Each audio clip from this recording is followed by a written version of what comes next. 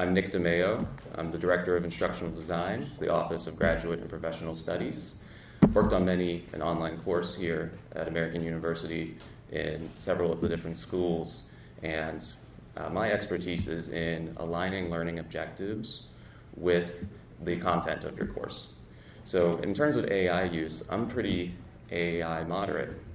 So as long as the AI can be used to meet your learning objectives, then I think it's great. But if it's inhibiting reaching learning objectives, that is to say the students aren't actually learning anything, then we have a real problem. So today in this panel, I'm going to play the role of AI skeptic.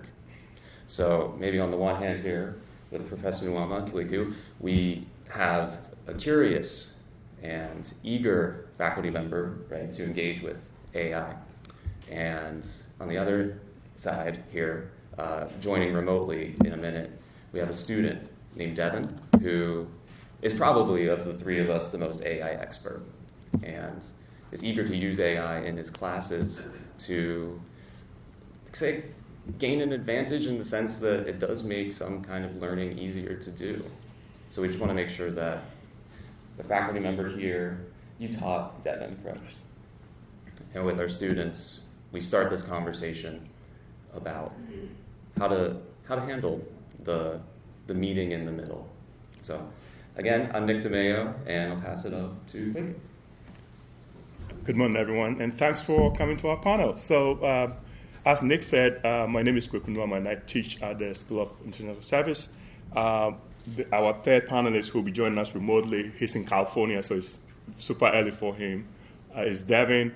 Devin was my student, and I learned a lot about AI from him because I was curious, and he was so much into it, and he was using it not for my class, but for his other classes, his more challenging classes. And so we were able to have that conversation, and it opened my eyes to the possibilities. And I was, I was skeptical, is this useful? Are students learning?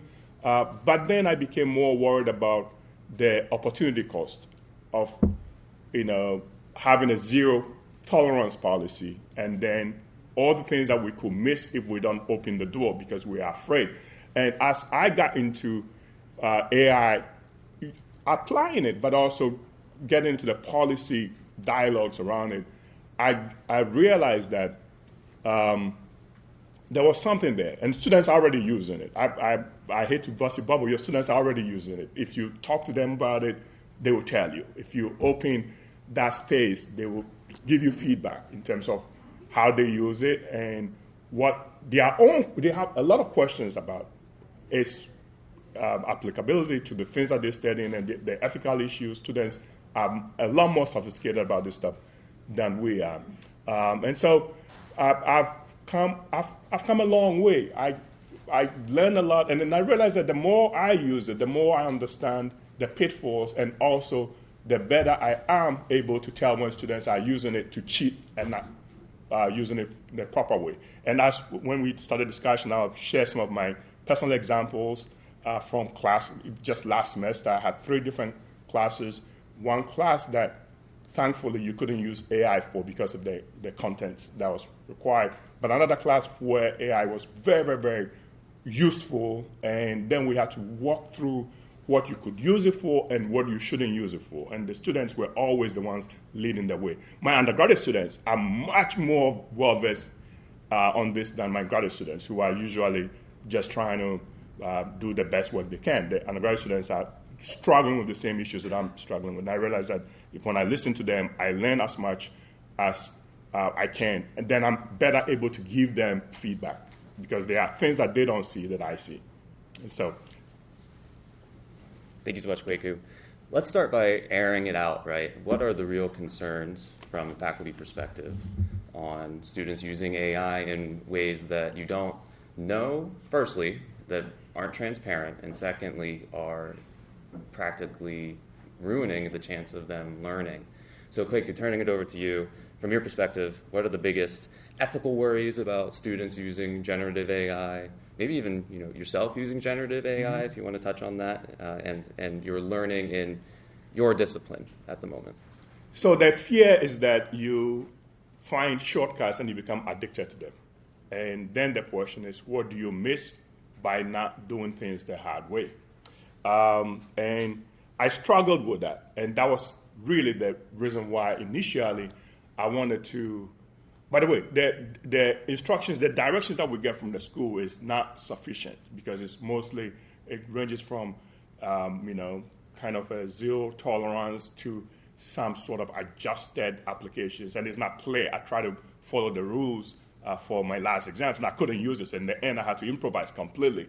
And so that's always the thing, that you are encouraging bad habits, and you don't want to do that.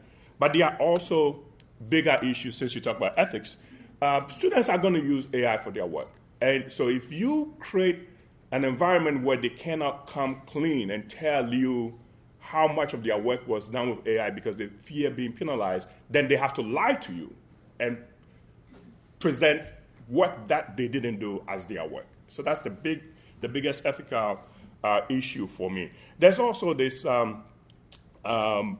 disregard for intellectual property rights of content creators, because it's not free. When they grab stuff off the internet, they tend to think that it's free, the same way the people who consume news think that it's free. Somehow somebody put it out there and it's just free. But that's somebody's work. And so when you talk to students about that, I mean, how would you like somebody to grab your essay and present it as their work? They realize that there's actual ownership behind this stuff, and those are the ethical issues. There's also other stuff like they don't understand the carbon footprint of using AI.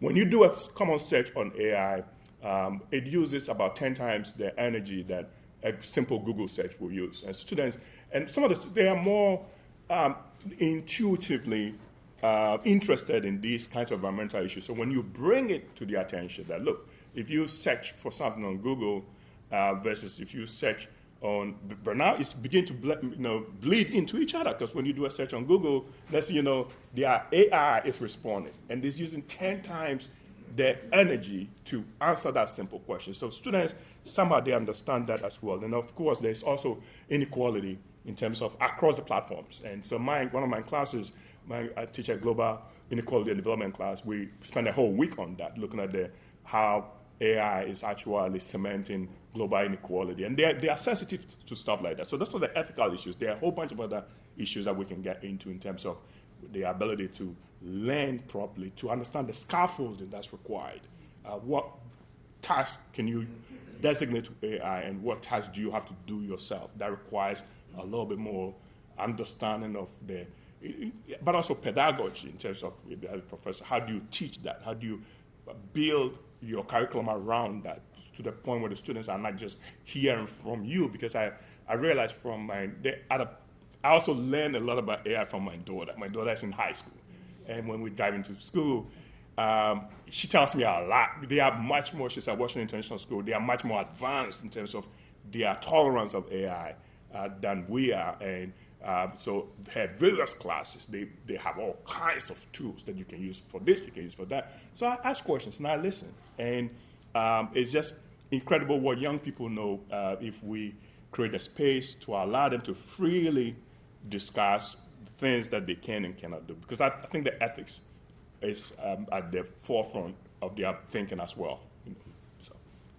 Just to follow up on those interesting points about citation and the impact on the environment of AI, are there any concerns amongst your peers, amongst your students, that you think are misunderstood or sort of misplaced fears, apprehensions about AI that you think that we could put out in the open here today and address?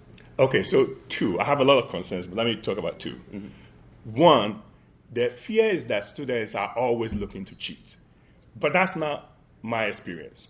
My students who use AI, who talk about it, because we encourage that in class to discuss that. But that's also because I built a syllabus around where it was a topic. So I gave them readings. They didn't know a lot about the inequality. They didn't know about the carbon footprint, all those things. So they did a reading and we talked about it. How do you use it in your own work, in your class? And I always say, not for this class, but your other classes, I want to learn about how you use it. They are not always looking to cheat first. They're looking for an easy way out, which I was imagine myself in their place. I would look for an easy way out too. And I always tell them when I was their age, there was no access to internet. I grew up in Ghana. I had to go to the library to read weekly, Jane's Defense Weekly and, Kissinger's Book of World Records every week to see what's happening around the world. Now I can get all that information on my phone. So do I still want to go to the library and read Kissinger's Book of World Records? No. It doesn't make sense. It's not an efficient use of my time. So I understand that.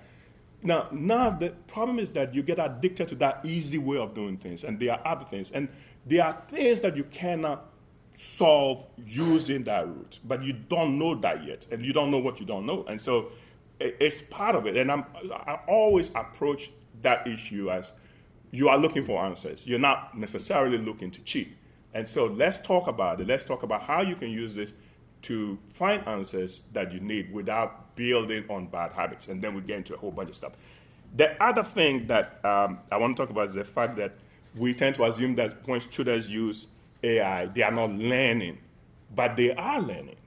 They are learning in different ways. They are learning. There are so many different things that you can use. When we come further, I'll talk about a particular assignment that I use and how students use that to produce better results. So they are learning. We assume that if they are using it, then they're not learning. It's not. There are so many different ways of learning, and I think that having access to incredible resource of the resources that they have, it's just amazing. And sometimes you need a more efficient way of processing that data, and so they learn it. And again, that's the thing about AI too. It's always teaching you. It's teaching you better ways of asking questions, and it's always suggesting, depending on the platform that you're using. When you ask a question, it gives you the answer. Then it asks you, do you want me to do this? Do you want me to organize it? Do you want me to give you a more theoretical question? Do you want me to calibrate it for more practical use in the policy? So many different things that you may not have thought of. But once you are on the platform, it engages you and it forces you to push against the frontiers of what you think you know. And there are all kinds of ideas that you may not have thought of that you uncover as part of the process. If you think of it as one of many tools, one of several tools in your tool bag, I think that's a better way of doing it. But the main problem is that students, especially the lazy students, and I can always tell. I've been teaching for 30 years. I can always tell when a student is producing work that is not their work. As soon as I start reading, I know whether you wrote it or you didn't, right? And I tell them about that too.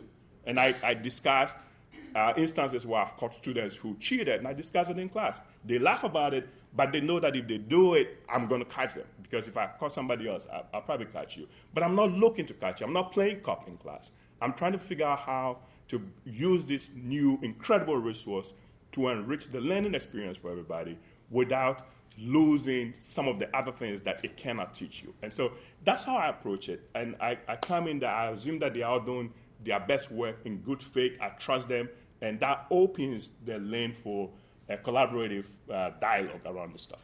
Yeah, I would love to get more into the collaborative dialogue part of that in the next question. Just wanted to double back on something you said, and having placed proper faith in your students is something that I think you have to agree on at the start to have any honest conversation with your students about AI policy. But I'm going to put on my skeptic hat here that I promised I was going to say, and you, in your experience of 30 years, can catch what you think is work that has been plagiarized or used generative AI in no real student thought. As AI improves, it becomes able to mimic and match students' tone, vocabulary a little easier. It may be harder to do those things, so that's one. And the other concern that I have is when AI goes unchecked, it's riddled with inaccuracies, inconsistencies, oftentimes biases as well.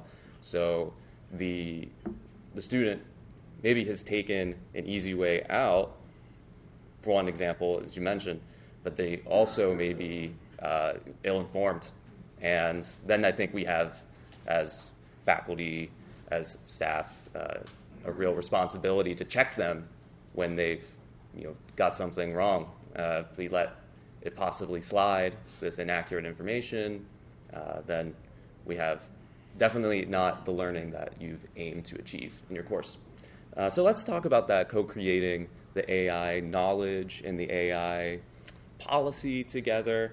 Our student, Devin, is Devin on here yet? not on yet. Okay. We'll give him an He's in excuse. California. We'll give him an excuse late for this class because he is in California. So, Kwaku, I'm going to ask you first, and then I apologize, folks. I'm going to go and check to make sure Kwaku is getting on. Yes. So, Kwaku, what does it look like in your classes when you've talked with students to co-create the norms and the knowledge about how to use AI correctly, let's say? And you're working in a specific discipline, of course, of international relations, so this may look different for other people in the room, but I think it would be a really helpful example for you to share how you start this conversation. How does that conversation go? So I learned quickly from talking to my teenage daughter that it doesn't work when you say don't do this and don't do that, and if you have those. So I don't do that in the class, but one particular my global inequality and development class, because of the issues that we were discussing, because technology and development and technology inequality was built into the syllabus, we had to address this issue. We had to address the AI and all that stuff. So that it was very easy. By the beginning of the semester, we talked about the expectations. And part of my expectation is that students will seek the best way to solve problems and learn as they do that. And in this particular class, I wanted to make AI part of the solution rather than something to be feared. And I don't come to class thinking that my students are smarter than me and they're going to try and outwit me by, because you can't sneak. As I said, I've been teaching for 30 years. You can't sneak an essay past me, something that is plagiarized. You cannot do that. So with that as a basic framework, we talk about what you can and cannot do in the class. And I went to the students and I said, first, tell me how you use this.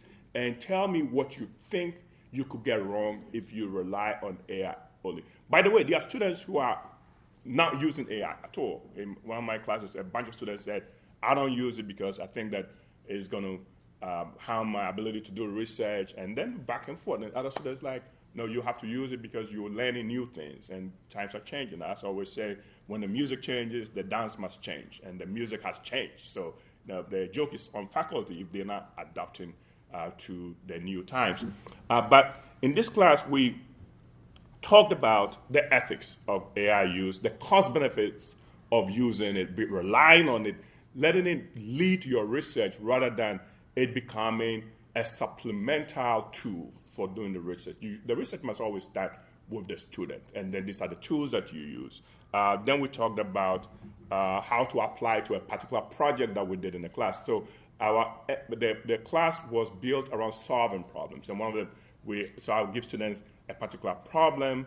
This is a development class, intentional development class, and I'll tell them what you can use AI for. So, for example, literature review, you are allowed to do that.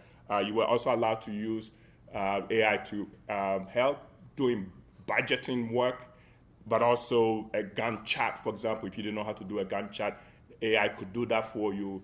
In my other class, students that were crunching a lot of numbers were encouraged to use that. Some of the work you don't have to do yourself if you can, get a helping hand. And it's like, just doing literature review. You don't have to go do the original research. You can just use the secondary data and build on that. And then we talked about how to use AI in search of best practices, because these were specific problems and they had to, so for example, one case that we worked on was how to solve child slavery on the Volta Lake in Ghana. I'm from Ghana, so I know a lot about that case. And so the students that did that project, they used AI to do the background work, but quickly they realized that AI was pointing them in the direction of how to tackle global child slavery. And that's what they drew from it, and their project solution was designed around that. So in the presentation, I showed them how, by relying solely on AI, they missed the entire picture, because there are cultural aspects of that problem that AI couldn't capture. So then I took them in and I showed them how, by relying on AI, they missed the cultural basis of this incredibly complex apprenticeship relationship that exists in Ghana that allows parents to apprentice their young sons to fishermen on the Volta Lake. It is not a slavery relationship. There's some kind of mutual benefits in there, and it's all based in the nuances of the culture, which was totally missed because they were using ChatGPT to do the research, and it was pulling solutions from every place. So it's an aggregator. So it goes to the lowest common denominator, and it doesn't make a distinction between children who are trafficked for labor and children whose parents have worked out a complicated, even if it's exploitative, relationship of apprenticeship with local fishermen. And so then we talked about that. Someone did a presentation class. I said, here's what you miss when you rely on this tool solely. You have to ask questions. And it doesn't know enough. My other class, by the way, this is my African Political Thought class, was the students that use AI totally missed the mark because there's not a whole lot of stuff that you can calculate. And it speaks to the larger inequality aspects that I was talking about. Because there's not a lot of stuff from Africa on these platforms. So I know this because I chair an AI club in Ghana, and I deal with young people over there. By the way, around the world, young people are using AI everywhere. I was sure when I was in Ghana, I was telling you, I was in Ghana in summer, and almost everybody I talked to was using AI, and I wasn't using AI. Everybody, my cousin who has a poultry farm, my research assistant who's collecting data for everybody's using it. So there's a potential there to essentially leapfrog some of the development challenges in these places, but it comes with a lot of challenges as well. So in my class, I allowed them to use it. Depending on your topic, it helped you. My graduate classes, I told them, I'm not going to play cop with you, but here's what you risk losing. That if you become reliant on AI to do your work, I came up with still. I fired a research assistant who did I told them about that, right? I had a research assistant over the summer who had an assignment that typically would have taken about a month to do, and she did it in 2 days. And so I said, well, and it's a literature review job. So I said, this is incredible. And she was like, oh, yeah, I just used ChatGPT. And I said, well, show me how you did it. And then she showed me, and I said, I don't need you anymore because I can also do the same work now. So I was telling my students, this is what you do. You talk yourself out of a job if you just rely on AI and you don't develop other skills, independent skills that AI cannot teach you. If you know the type of questions to ask, it can help you. But knowing what types of questions to ask, it takes a lot more experience than they have at this level. And so walking through the project with them and showing them what they missed by just relying on it, and you were talking about this, you need to know something to know when the story is incomplete. And so in that Ghana case, for example, because I knew the story, or we had another project on Haiti, Restavec in Haiti. It's the same thing. There are a lot of cultural issues in that. It's not simply a question of people sending their children to live with strangers in the cities where the kids are exploited. There are a lot of nuance there. And if you don't know enough, then you take everything that's presented to you. Essentially, you go to these tools like a bucket going to the fountain to be filled, and you absorb everything that's presented to you. You don't have the ability to discern what's true and what's not true. And even when data is out there, it has to be interpreted. And most of the time, they don't know what they don't know. So it creates an issue there. But once you work with them, I'm still learning. I'm still trying to figure out how to use it in a much more proactive way, not just in a small assignment way, but a much more proactive way where I can weave AI through that, because the students are already using it. They're using it for all kinds of stuff. So the challenge is for faculty to join them in the use and learn how to direct them. If we sit back and we assume that they are not using it, we're not going to be able to help them. This is a really incredible teachable moment that you just shared in that case of the presentation assignment in your class. And it sounds like you spend a good deal of time, and you're teaching in person as well, correct? And so there is a little bit of that time in your classes to have those teachable moments. Maybe it is a lesson like you just shared, just as completely about how AI maybe has misled you.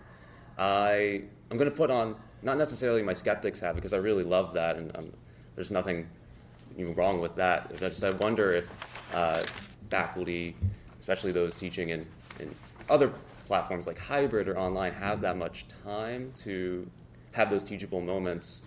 So I'm actually going to think about this in my job as instructional design director, and think about ways, I don't have the answer to this exactly, but to maybe make it a standalone assignment at the start of your course. Just gather a little bit of information, like a paragraph on what students think that AI will help them with in this discipline. So gather some opinions at the start. You can see where they have misconceptions about what AI can actually do for them in that discipline. You might gain to learn some things that you had never considered, that AI is going to allow the students to use some computer program that they could never learn on their own to search a database of complex numbers. That's one of the examples that I've used AI to do before, and trust me, I'm not, even though my title is Director of Instructional Design, which sounds techie, I'm not a very tech person, so I needed the AI to help me get and find the important chunks from this data set. So you have a course like that, and you've said wholesale, don't use AI. You are asking students then perhaps to take more time to do a function, to do a learning function that is not actually your learning objective, because you want them to analyze that data and say, why is that data important? You don't want them to necessarily spend hours and hours going into Power BI, going into whatever software that they don't know how to use and struggle with that. It may be helpful for them to know how to use some of these tools, which we'll talk about as we talk about employment. There's a whole session about that later on, which looks really interesting. Maybe they do need to struggle with a certain platform in their work in your class. Most of the time, from my experience of designing many courses, students don't need to struggle with advanced programs for the sake of a course that's based on analyzing and writing about the discipline. So I just wanted to throw that out there as, one, how do you build this in without, if you don't have that much time to have like a full conversation about it, which I think is wonderful to do though. And also, what trade-offs? Like maybe you'll learn that by not allowing AI, you're forcing students to do work that isn't aligned with your learning outcomes.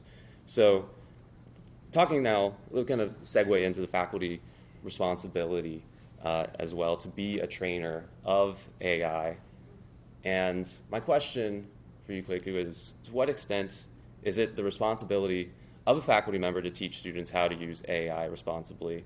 And kind of in addition to that, is it the responsibility across all departments, or should this be housed somewhere in the university? I want to just gather your opinion on the responsibility of faculty in AU to teach students how to use AI.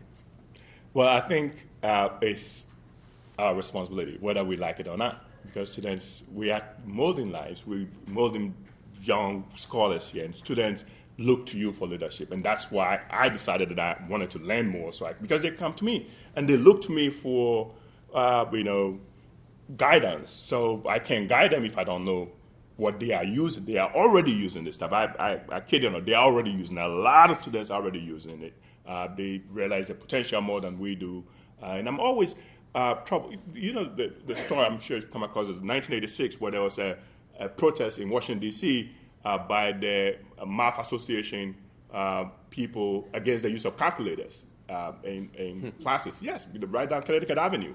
So I don't want to be that person that's in the street saying, don't use calculators because then you're not going to be able to do it. People have used calculators, and we've gotten great things out of that. They don't have to crunch numbers. I didn't have that when I went to school. I had to learn how to do it the old-fashioned way. But if there were calculators, I would use it. And so that's the thing. But it's faculty responsibility to teach not just AI, but also good habits. And that includes good digital hygiene. I always, even before AI became an issue, I always used to tell my students about how and why they should be good custodians of their digital image and the stuff that you post online, all of those things, it comes back. And one of the things that we've not even talked about in terms of AI is what happens to all the data that you put on there? Because every time you send a query, it's sitting on a server somewhere, and it can. If you went back in there at the end of the year and you asked the chat to tell you all the questions about yourself, based on the questions you've asked, it will give you a profile. So that data is somewhere. And the question is, what is being done with that data? So it's a very, students are not aware. They think this is easy, it's free. It's not free. You're giving up something. So the first question, I think that is faculty's job to help where they can. Should it be university-wide? Yes. And I think that we should actually look into providing some entry-level class for everybody. Some people who are much more, because we are also struggling. This is new technology. I'm an old guy. It's taken me a long time to learn it. With somebody young like you, who's more, involved, that we need to have some type of crash course for students when they come in, what you can and cannot do, so that we are all on the same page, and students and faculty members are not coming up with these ad hoc measures. I had to change the way I evaluate students in my class. Where I give take-home essays, and I give them a long time because that's when they do their work. But now I'm worried because I've seen essays that students have turned in that I know they didn't write. And so then it changes the way I do the evaluation. And I know that you have a question about rubrics and all that stuff, right? About how to change that. I had to switch to a model that rewards creativity and originality. More so to the point where I'm actually grading on a weird curve where students get more, they get rewarded even when their syntaxes are not accurate and all, because I know they did the work, versus the perfect essay that I know you didn't write. So at your level, I know what you can and cannot do, and so when I'm reading the work and you mixing the distinction between they and there, I know you wrote that. Versus something that's perfect and is using this, NGO language and all that stuff. I know you didn't write that. And so that's the thing. So, but you have to talk about it in class and tell them, look, I want you to try the best. Do your best work. And I would much rather you show me your limitations than produce perfect work that I know you didn't do. Because if your work is perfect, it's hiding your flaws. And I can't correct you on that. And so if you create that environment, students can tell you. They're not going to tell you everything, but, and then, of course, the challenge is, can we come up with questions that are harder to cheat on? And that's one of the things that I had to struggle with that. And sometimes the chatbot will help you. If you go in there and you ask, how can I ask a better question? It can tell you. It can ask you, do you want it for graduate level? Do you want a theoretical question? Do you want something that's more practical? Do you want a policy question? It's useful, trust me, because I've gone in them like, I want to evaluate students on this and that and that. What's a good way to get them to talk about it? So I also went back to a lot of personal reflections, based on assignments and based on, and again, that was not kind of generic, 3 or 4 observations that you took from this particular exercise, and it forced them to really, really, and it's a much more relaxed way of answering the question. The students also have to learn how to take pride in the work that they produce. And I realized that quickly. The students that were writing about this stuff, they were forced to reflect, and they were not relying on some chat box to help them. They were very, very proud in saying, well, when I came to the class, I didn't understand this, but when we did this exercise, this is how I understood this, and it's changed the way I think about this and that and that. And I showed them, I said, see, you are showing evidence of learning, and this, you should be proud of this, and this is what you come to school for. Not they always are worried about grades. So that's the thing. Now, I've been a student before, so I know how that is. They always worried about grade, and I always say, I don't care. I can give everybody an A in the class. I don't care about that. I care about what you get out of the class rather than the grade. And so once we have that conversation, everybody relaxes. It's not about grades. It's about what you learn. At the end, we also have to give a grade. And so that too comes in. But it's that you don't want to spend the entire course with students worried about their grades. Because if they're worried about their grades, they're going to find ways of doing easy work. And so if it's not about grade, it's about something else, they are more relaxed. And I think that, and then you listen, and then you get feedback from them. And you tell them, tell me how this stuff is helping you, and tell me what I can do to help you see the things that you don't see. And I admit, I don't know this, I don't know that, I don't know. You guys know better than I do. You know more about this stuff than I do. If you tell me, it will help me understand how to use it in class to help you do better work. Absolutely. There's so many great points that you touched on there. I just kind of want to go through from the top, and the responsibility, does it rely in each and every department? That's my opinion as well. Does it become an entire AI-based curriculum, an entire AI course? I don't know, but I don't think that everyone at the university realizes the resources at their disposal, and the ones available through the academic integrity front are definitely based in a certain understanding of AI. But you have assigned to your college, this is actually the role that I played when we first met, an instructional designer who maybe is an AI expert, but is really willing to bounce ideas off. It's kind of create assessments that are AI proof. We'll talk about that. We have a question about AI proof and then also AI integrated assignments. But you have instructional designers assigned. They're wonderful. I mean, this is kind of a plug because they're all in my office, and they're really great people to bounce ideas off. Where's your office, by the way? You need to tell us. So the Office of Digital Learning and Strategy, you can find the contact information for your instructional designers on the Academic Technology, the HELP website. We don't have a physical location, but we do have some presence on campus, and love to meet you all in virtual or in person.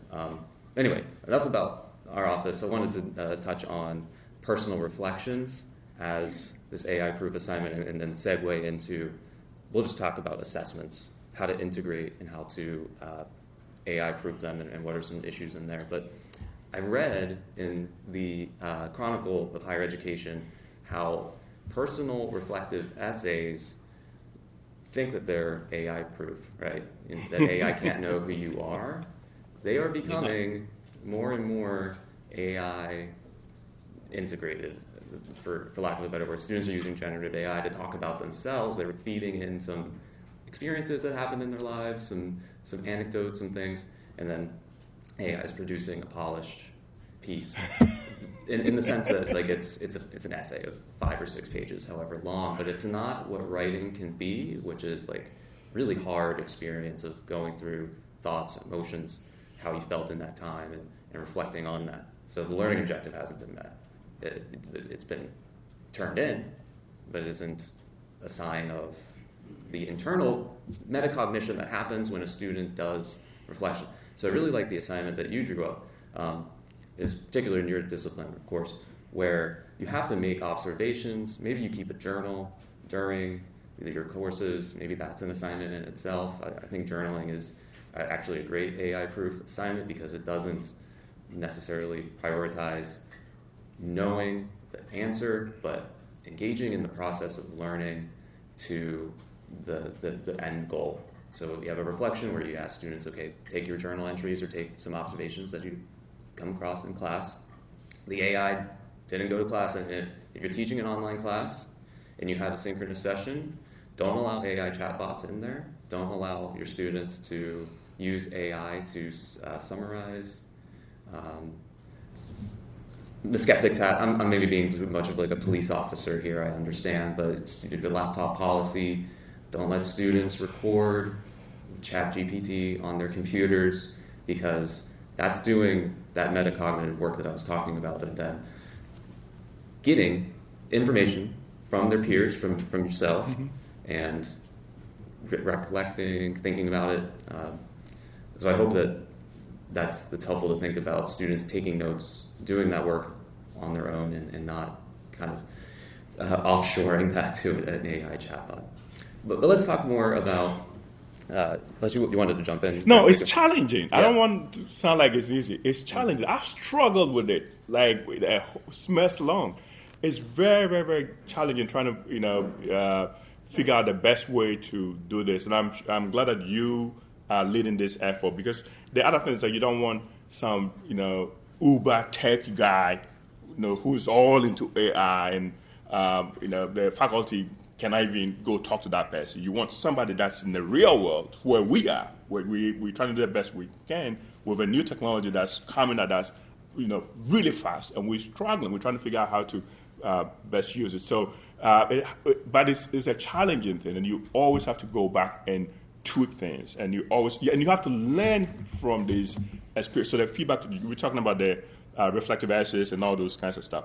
What I learned is that if you ask open-ended questions, they're going to jump on AI and get a response. It has to be tied to specific experiences in the class. Sometimes you have to highlight the kind of experiences that you want them to reflect on and connect. And so the more specific the instructions, the harder it is. But it also triggers some type of interest, but also their curiosity. When you say, well, so my Civilization of African class, we go to the Smithsonian Museum of African History, for example, and I'll have a specific question like, what did you get from this particular exhibit and all that stuff connected to other things? That's not an answer that they can find on ChatGPT. So then they have to then start asking themselves, well, what did I get from that trip, and how is what I got out of it connected to other things? And so you give them. I think students are more engaged, and when you ask them interesting questions, it's not always easy to figure out the types of questions that interest them.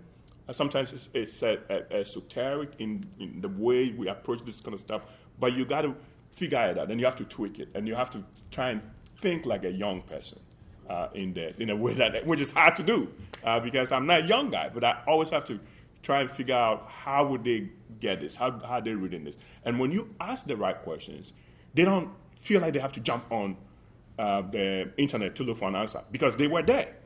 And they experience this stuff, and they may not have processed it, but if you ask the right question, they draw that. Then you take advantage of that, and you connect it to other exercises. And then there's no incentive to cheat, because they can do the work, and they enjoy the process of recovering that knowledge and then processing it and linking it to other objectives in the class. And so, that's a challenge. The challenge is coming up with questions that will make them want to do the work, make them want to enjoy doing the work rather than, subcontracting it to a chat box.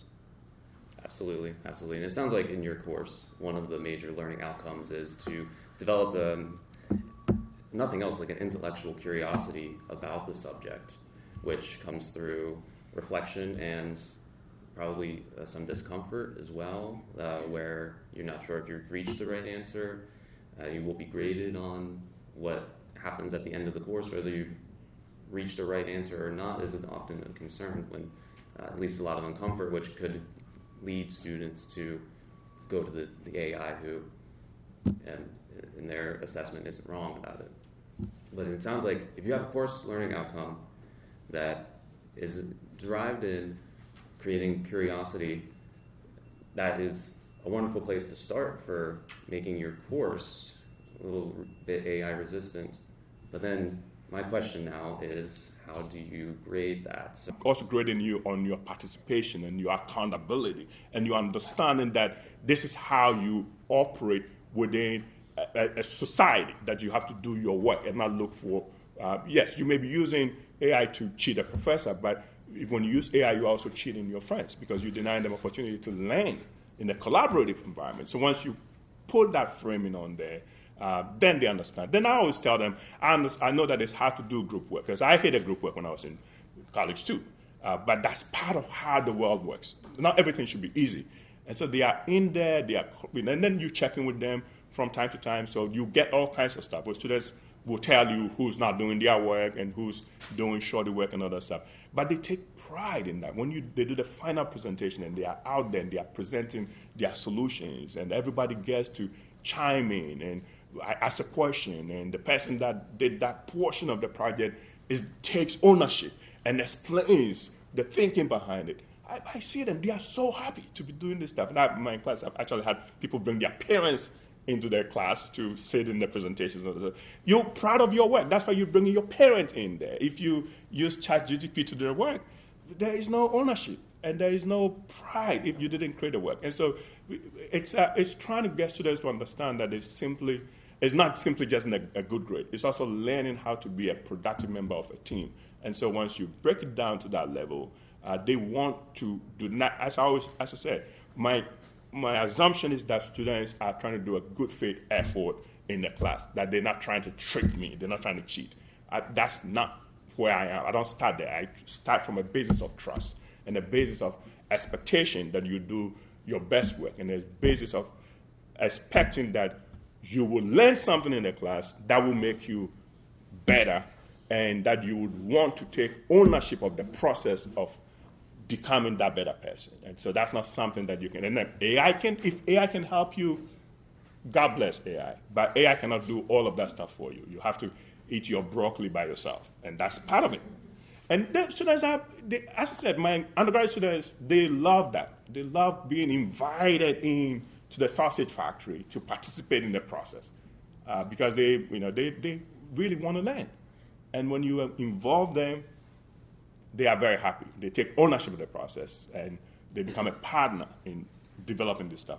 My graduate students, not so much, because most of my graduate students are working, and they come in, and they're only here for a little bit and all that stuff. But I understand, they're already formed.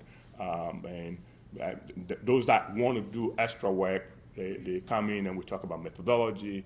But again, with my graduate classes, what I do is I still let them do take-home exams, take-home papers, because I think I don't want to play cup with graduate students, so I give them a lot of time to do term papers and all that stuff. But I insist on students submitting outlines so that I can see how they are thinking through the project. And so I hold them to that outline, and I grade the outline, I reward them. And so they have to do outline. I have specific questions. They have to think about research problems. They have to think about the methodology, explain their methodology, explain all of that stuff. And then we go through that. So the scaffolding is important. So at some point, I expect them to, if they're doing quantitative analysis, for example, I expect them at some point to jump onto some software to help them with that stuff. But that's okay. But in terms of designing the conceptual aspect of the project, that's not something that you should subcontract. You should think about that. And even if you go to ChatGPT and you ask a question about that, you should be able to audit it yourself, and you should be able to look at it and see what works and what doesn't work. And when you present the outline to me, I'm going to tell you what works and what doesn't work, and then we work through that. The final paper is usually a lot better when they know that the professor cares about how they produce it and not just the final product. Absolutely. A lot of really perfect high-level notes there to take down, especially on scaffolding. This kind of assessment may be completely new for students, where they, in other courses, get used to we have an essay at the end of the course, or we have a midterm and then a final and halfway and so on. So the scaffolding, hugely important. Okay, so we'll start kind of a rapid-fire round now, Kwaku. Yeah. As we'll start at 10:30 with questions from you all, which I'm so excited to hear. Okay, high level, we understand scaffolding. Let's talk now about how to do it, get a little bit more into detail. Rubrics. Should AI use be addressed specifically in rubrics? Yes, and I think you should say specifically what you want them, what is allowed and what's not allowed, because students also need guidelines. And every project in my class, there are guidelines, right down to how many, words you can have on a slide, that kind of stuff, because you have to give them guidelines. Now, I'm not going to penalize you. They come back and say, oh my God, I went over by this and that. I'm not going to penalize you for that, but I want to give you some guidelines, tell you what I expect. And so, yes, if AI is allowed for, literature review, yes. If you can use AI for your budget, yes. If you can use AI for your Gantt chart, yes, and all that stuff. So that should be in the rubric. But in the rubric also, then I tell you that a huge chunk of your grade is going to be based on originality of your work and creativity. And I show it to them. Here's how it is. Here's what you get for this. The mechanics, all of that stuff. It's all there. It's all spelled out. They're not going to follow it word by word, but it's at the back of their minds. that I have to do original work in order to get the most out of this class. And so it's always that. I think that some guidelines is always required. Otherwise, first of all, the thing is that they're going to use it whether you give them guidelines or not. You have to assume that. And I don't necessarily think that that's a bad thing. I don't think that they're trying to cheat. I think that they're trying to do the best work they can in the easiest fashion. And it's okay to want to do good work in as an efficient way as possible. But there are things that you cannot do with it. And then the other things that I always talk. So, for example, I've stopped using Turnitin to check for plagiarism because Turnitin picks up a whole bunch of stuff. And every time I go in there and I click on that, I see that most of what is highlighted is citation problems. And so instead of dinging students for Turnitin scores, I spend time showing them how to do proper citation. And it cuts down completely on it. Because I don't have that extra time to go check everything. And most of the time, it's because they took something and they didn't cite it properly. And those are the bad habits. Maybe, again, we are also going through a transitional period. Maybe a time is going to come when these things will not matter, but they still matter now. So you have to properly cite stuff that you take from the internet. And many students don't know how to do that. And Turnitin is going to come in and say 30% of the work is plagiarized. But it's most likely not plagiarized. They just copied something and they didn't cite it properly. And so those are the things. But you got to show the students. And I always say, it's not for me, it's for your future. When you go work at some place and your director expects you to produce something or some other class, which is much more important than my class, you're going to get penalized for that. And so learn these habits and learn how to do the best work, as ethically possible as you can. And if every now and then there may be lapses here and there because you don't know all the rules, that's okay. But your starting point should be trying to follow the rules because the world is made up of rules and expectations. Absolutely. Just really quickly here, I wanted to cite something that some thinkers in this space have said to put explicitly in your syllabus AI policy and in rubrics. Word for word, they said that AI, generative AI, can only at best get a D in this course. And that is a real paradigm shift because if your rubrics that you were just discussing emphasize originality and creativity and the change within you, so I'm a big proponent of transformative learning. I can talk about it for hours, but I'll just say that it involves a lot of reflection and a change of your personal feeling toward a subject, and everything in learning needs to be personalized. So nothing could be, as much as the AI can mimic your voice, it can read other essays you've turned in and sound like you, it's not personally you. So wonder what you thought about that. If you said explicitly in your syllabus, AI isn't you, it could only be a D best, how do you think that would land? I don't know, because then I have to verify that their work was actually done by AI. And sometimes you can't tell. Sometimes it's a mix. I can tell. I'm reading an essay and it's going on the same way that young people write in the kind of informal ways. And then all of a sudden, there's a huge chunk of it that's perfect. So it's a mix of things. And it's harder for me to tell when they've switched. Sometimes it's clear. Sometimes it's not clear. And I can't always do that. But it's an interesting idea that when you say that if you use AI, then it's a D. But I think that the onus is on the professor to prove that the student used AI. And it's not that easy to prove. Absolutely. I mean, if you're using Turnitin, you can tell, because Turnitin will give you everything that's highlighted that was taken from some place. But if somebody's using ChatGPT to do their essays, you're not going to get that. Mm-hmm. You'll have to go in there and try to argue that they didn't do their work. And the last thing I want to do in my class is to tell a student who may have struggled to produce a paper that they didn't produce it, because I have doubts about their ability. I want to believe that my students are smart and that they can do this kind of work. Now, when it's way out of their league, I can tell. And I've caught students that have done a paper. I actually caught a student who did a paper one time, and it was so much, because by the time we come to the final product, I know how you write.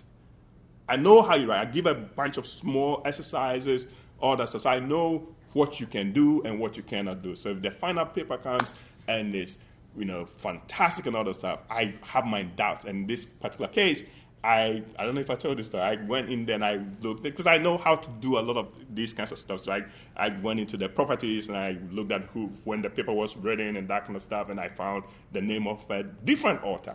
And so I contacted the student and said, hey, how come this person is listed as the author? He didn't know that you can find, there are digital footprints for everything. You can, if you know where to look, you can find what computer was used to produce any stuff. And then he's like, well, where is this person?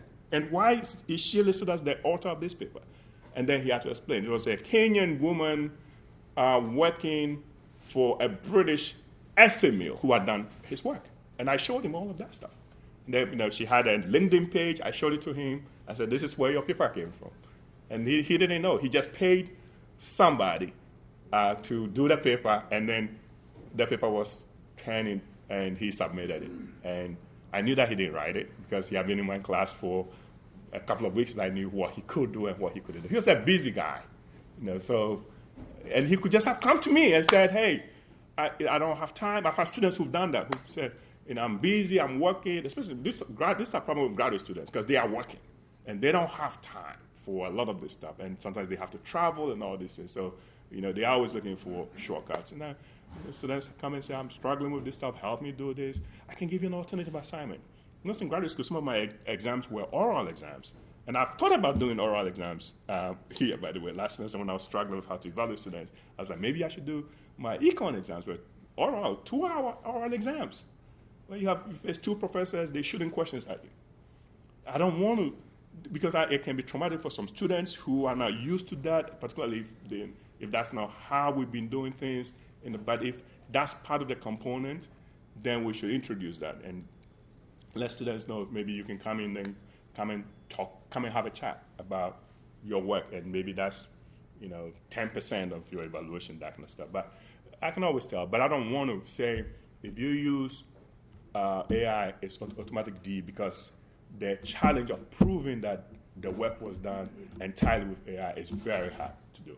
It is, absolutely. It feels like every stone we turn over leads to another question, such as you have an outline earlier on in the writing process, and you just trust that wasn't using generative AI, and then what you understand about a student's writing had been generative AI all along, if that makes sense. So we're really, we're pressed with a lot of questions and not a lot of answers. And that's the exact space that we want to be in right now, because it's time for question and answer. So if you would like to ask a question, also I want to say that respect your time in being here. And of course, the student voice wasn't in the room, and that's unfortunate. And hopefully we can continue this conversation, try this again, and make sure students are represented in the room. It just didn't work out today with, I think, the time difference. Love to hear your questions. And from our perspectives, faculty member and staff member who care a lot about student experience, we will try our best to answer. Okay, so your hand go up first, second, third. I'm going to bring the microphones to you all, okay?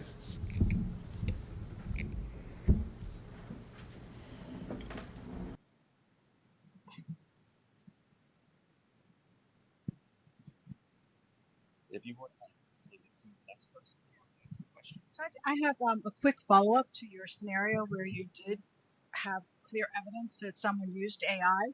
What was the outcome? What did you do as a professor after that with the student? And then before I answer, I just want to say thank you for not making AI the enemy. I come from the School of Communications, and no one wants to admit that they use AI, but of course it's such an incredible research tool. And I plan in my class, I report in class this semester to, encourage you for those initial, because it's there, So anyway, thank you for that. But I'm, sending students out to do stories and to write them on their own. And I've had experiences where I'm pretty sure that they were AI generated, at least parts, and not really knowing how to deal with that and prove it. And then if I do prove it, then what do you do about it? So good question. So the student that I knew had used other resources to do that, it was very easy because I had the evidence, and that's always the thing to be able to.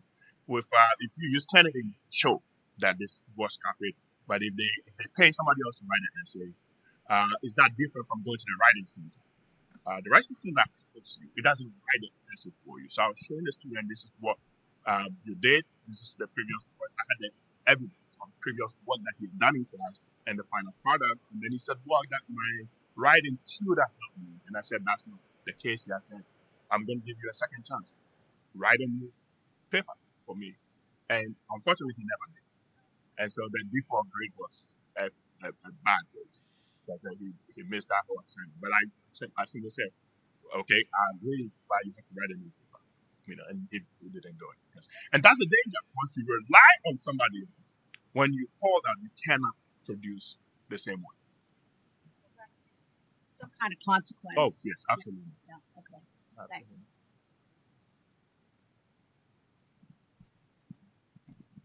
Thank you, and thanks for the excellent session. My name's Elizabeth, and this is my first year at AU, at first semester, and absolutely embrace everything you've been saying about its reality. AI is here, so how do we incorporate it? I have two quick questions. One is, you mentioned peer assessments, and I'm still learning Canvas, and is there something within Canvas that can do peer assessments in an anonymous fashion? Little off your topic. The second is, I wondered if you want to comment on changes in reading culture particularly as a result of increasing use of AI among students, faculty, people. So I'm particularly interested thinking through reading assignments and how that's going to factor into people's learning. Thank you. I don't know who number 3. I can say that Canvas makes a lot of things happen asynchronously for your course. Peer review is one of those that it just does not do that well, if I'm honest. So work with your instructional designer. There are workarounds to make anonymous peer review. The worry is that the struggle of using some certain technology for it doesn't lead to the benefit of the peer review that you want. So maybe you just go low tech and have them email to each other. And as the Canvas person on campus building courses with Canvas, that's just me being honest that you work. Yeah, I don't use that. I'm old school. I'm still learning Canvas. I just have that peer evaluation form that I have a step. Grade yourself, evaluate yourself, participation in this aspect of the project on the 1 to 5 point scale. 1 being this, I say exactly what I want, and then grade other people in your group, and they do it, and they send to me. And at the beginning of the exercise, I tell them if you get a certain grade below this point, you get an email from me. If you don't get an email from me, you're good. But if you get this stuff, you're going to get an email from me. You're going to have to explain your performance, and then you're going to have to contemplate doing an additional exercise to recoup the grades that you lost. So I just have a thing that I design myself. I send it out to them an email, and they send it back to me. And so that's the way I do it. But as you said, there's tools on Canvas that you can use as well. In terms of reading, I struggle with reading because there's so many things that you can do. So my large undergraduate classes actually reward them for doing the reading by having periodic quizzes on the reading.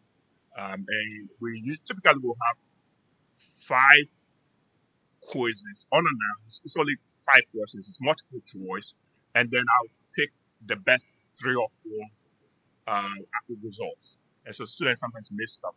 But that's the thing. Now, it's not about, I'm just trying to reward you for doing the reading. So you do the reading, you come to class, there may be a pop quiz or not, but you should prepare for it. And they actually like it. They like being able to, prove that they've done the reading. And so that's the thing. So, because otherwise, I used to be on some student learning committee many years ago. And we have students in the committee. This is how I learned. So I asked them, I said, tell me why students don't do the reading. And they said, because there's no penalty for not doing the reading. And so I thought about it. And I said, okay, so then that means we have to, if you don't do the reading, it has to cost you something. And that means that we reward you with the reading. And so it's not a whole lot of, it's 5 questions, multiple choice. So it's 5 points. But it adds up. If I'm picking even the best 3 scores out of 5, that's 15 points. And it can drop your grade. And so they do the reading because they come to class not knowing whether there's going to be a pop quiz or not. And as I said, it's just to reward for doing the reading. And that then they get something out of the class, not just sitting in there waiting to do a final paper or to do a final exam that they can cheat on and get an A. And so that's it. And of course, class participation is important. Active participation in class, that's also important. I agree that, and they can see that. It's not sometimes like, oh, I showed up all the time. Yes, showing up, that's 5 points, but participating actively is 10 points. Sometimes it's higher, and you have to show how you track them so that it's not something about arbitrary grade where you decide towards the end. You have to show them that you recognize their participation in class. And when students are not participating, they get something of early warning. And I would always say that I wish sometimes they will write fantastic on the midterm, fantastic answers. And I say, well, I wish you had said this in class when we're talking about it in class. If you participated more, you could get credit for this stuff as well. So don't just write the answer for me when we talk about it in class. You talk about it. But the really interesting stuff is when they incorporate class discussions in their answers. And I'm still trying to figure out how to get them to something. They'll bring up the whole thing and it becomes very formalized. I'm just trying to figure out how to get them to extract their lessons from the class discussions for the much more structured essay. But that also shows me that they're cognizant of what happens in the class. The process is important as much as the outcome. Just really quick, it's in vogue to use technologies that are collaborative reading. So the reading is posted and students make comments upon a certain block of text and what that meant to them. But I would be playing the skeptic's role, really hesitant and wonder if that isn't just generative AI talking to itself, where student ran through generative AI. So I don't want to be the bearer of bad news. What the research is showing is that recall quizzes, they don't have to be multiple choice, they could be multiple choice. Those are the best tools to make sure that reading is actually internalized. So your discussion boards, be very leery that it isn't just, I know it feels lower stakes for students, right? But it could be so low stakes that it becomes, as you said, subcontracted to the AI. Okay, sorry. I wanted to say that really quickly. Okay, good morning, everybody. I'm going to be quick because I know we're running out of time. My name is Maria de Jesus. I'm an SIS faculty member as well. I've been here 15 years. First of all, thank you both, Kwaku and Nick. This was excellent. I really felt like I learned a lot. I'm leaving with deeper questions, so thank you. So I want to pick up on something you mentioned, Kwaku, a few times, this idea of being proud, students being proud of their work. Because this is one of my concerns, right, in terms of students understanding themselves, right, as writers, as learners, as critical thinkers, communicators. For some of our students who are using it wholly as a crutch, using AI generative tools as a crutch, and using it in ways that you both mentioned are inappropriate, and it's clear, right?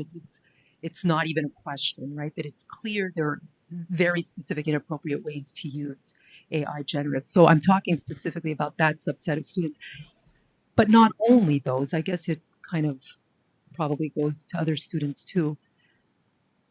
I worry that they don't see themselves as learners, right? As writers, because they're not giving themselves the opportunity to go deeper, to write and then rewrite, to understand and learn and begin to see themselves as capable, right? Because they're using it as a crutch. And so they're thinking, I'm not good enough. I'm not a good enough writer. What do we do? Because part of this, obviously, I think to your point, Nick, as well, right? Like, where's the you in this, right? Like, where's your voice and learning to build confidence in using both your oral and your written voice. So I know that's not necessarily a question with a clear answer, but maybe just some of your thoughts. Yeah, but it's a good question. And so for me, I'm proud of my students, and I let them know that. And it makes a big difference when they know that you're proud. And I do tell them that.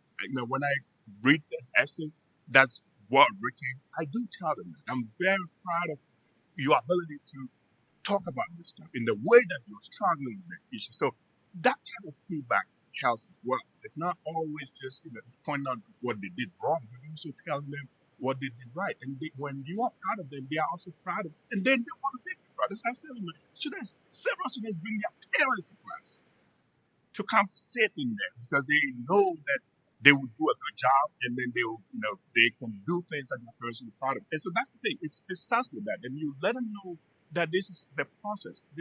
We are all learning, and I think that once I come down to their level, they know that I'm also learning because a good teacher is also a student. I'm learning stuff that I don't know. Once they know that I'm not there in some kind of didactic way to preach to them and to, tell them what's right, and I'm the only person that knows what's right. It allows them to relax, and it's a much more pleasant journey in the class. But I'm very, very proud of the students and the work that they do, even the ones who are not doing the best work, because sometimes it's incremental. And so the little work that they can do, they get that compliment, then they want to do more. And you cannot, even if you write a fantastic essay that you use AI, you didn't write it. So you cannot take the credit for it. And they know it, even if I can prove it, they know that they cannot take credit for it. They want them to do work that they can take credit for, that they can, say, this is what I did. I produced this on my own.